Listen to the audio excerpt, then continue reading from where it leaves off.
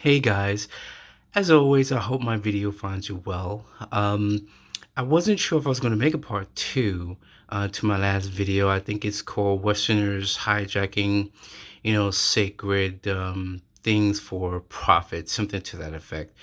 Um, it's the last video that I did. I recommend that you check that out because I think it's important. I realized that there were about three things that I feel that were important enough to add to that.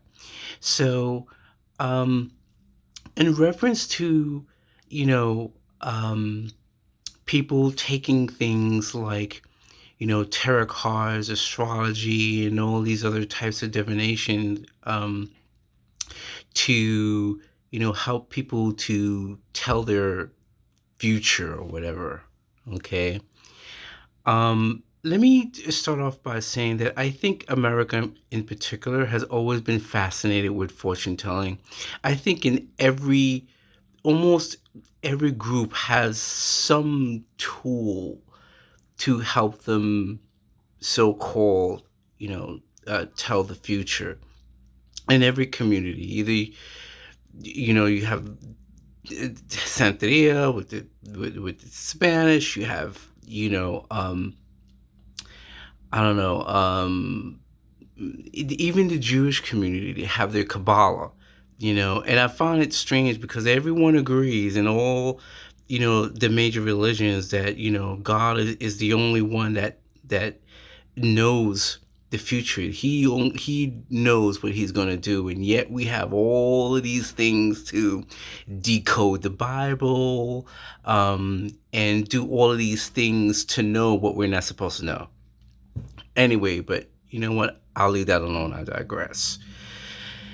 So, having said that, I want people to really understand the importance of what I said before about making sure that your spirit is relatively healthy before you seek, someone who claims that they can tell the future.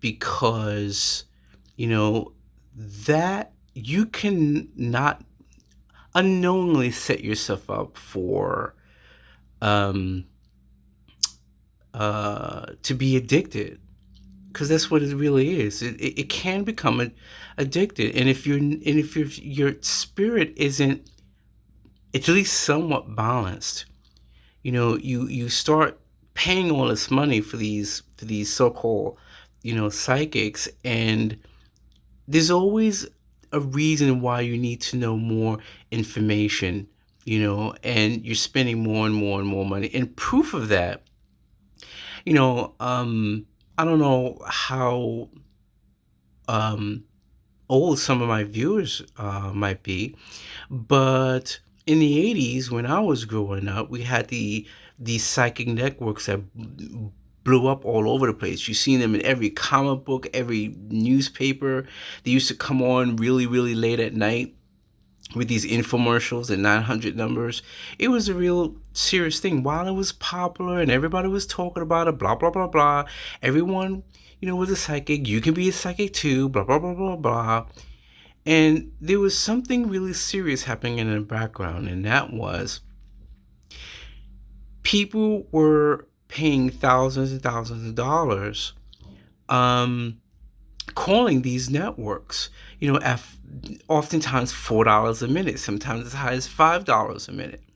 And I personally met people, back in the day in the 80s where they had to have their phone cuts off for months and months and months because they had phone bills in the thousands that they couldn't pay, So, while people thought it was fun calling these places, it was a serious problem.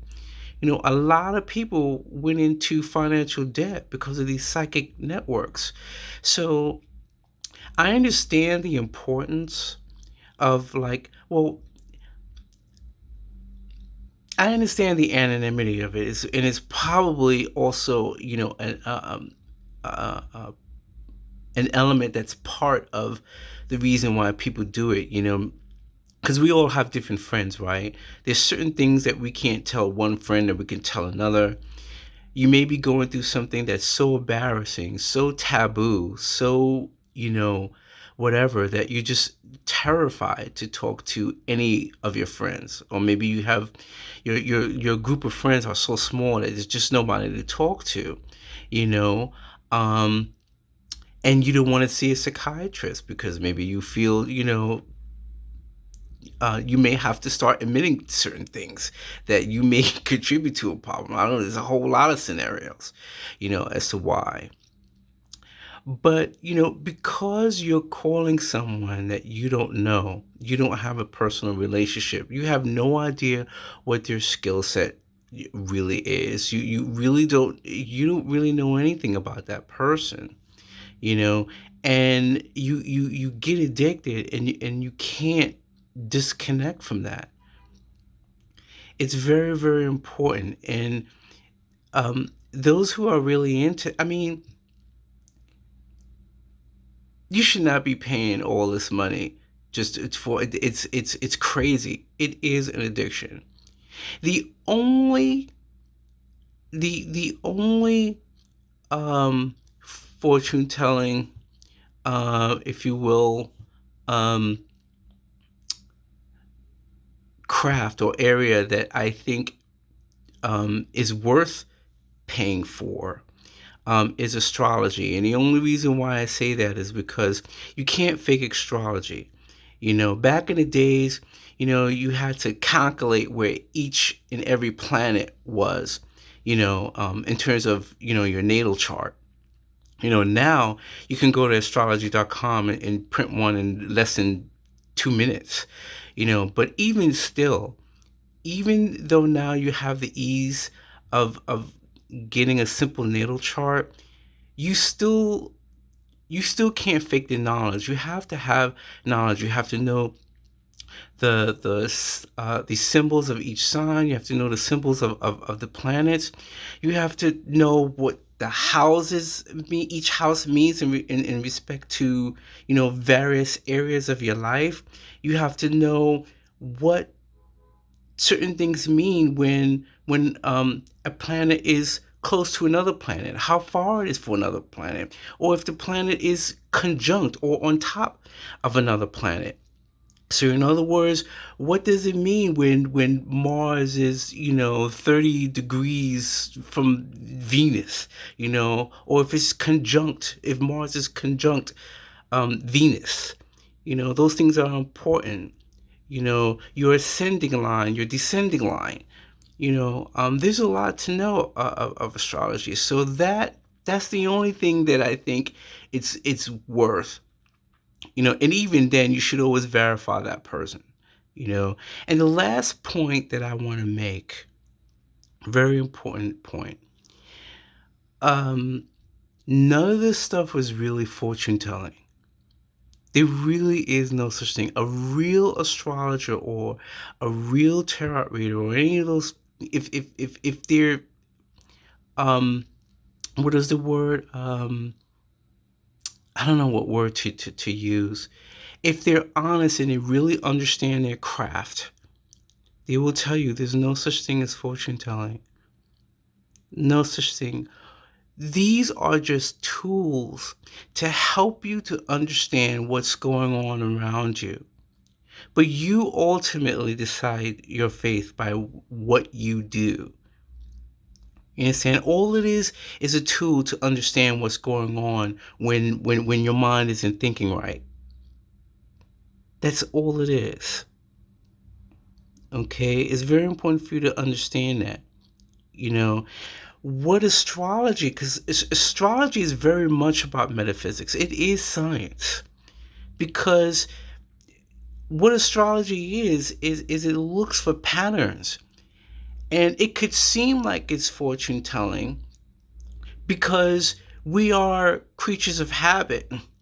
So when the astrologer reads your chart, it can they can predict the likelihood of what can happen, not necessarily that what they tell you is set in stone, but it's the likelihood, because we are creatures of habit. It's very difficult for a lot of people to change, and it's just the way that it is, unless you're forced to. So when someone tells you something, it can feel like they're telling the future, and maybe in a lot of cases it is, but it's not so much because they're fortune telling. It's just because life repeats itself a lot. Now, it doesn't mean that things can't be changed, but that's the whole purpose of getting an astrology reading, because you can get a sense of what's going on, things that you know your therapist or your friends couldn't possibly understand, couldn't possibly help you with. This is where astrology comes in. But please remember, it's not fortune telling. Same way with tarot cards, it's not fortune telling. When someone reads the tarot cards, they're channeling the energy from the various dimensions above. And with that, because our just like the human body, it's a computer. It sends signals, it sends information to to our organs, to cells in our bodies. The spiritual body works in the same way. Sends out a signal, sends out a request, and you get answers back, and you channel that answer it goes through you, and it goes into the cards, and it helps you to give clues as to what's going on and perhaps what you need to do with your life. It doesn't mean that it's fortune telling. you know it doesn't mean that whatever that person says, you're doomed. It just gives you an opportunity to make changes in your life. That's all it is. There's no need to be addicted to astrology, to tarot cards, to runes, to I Ching, to numerology, or whatever those things. They are actually just a part of one science, a part of that universe, a part of um, what helps to make things work upstairs. That's all it is, you know? So, wow, it's 12 minutes. I didn't mean it to go that long. So I'm going to stop here. So I think this is going to be last. This isn't going to be no part three. I think I made my point here. So thanks for listening, and see you guys later. Bye.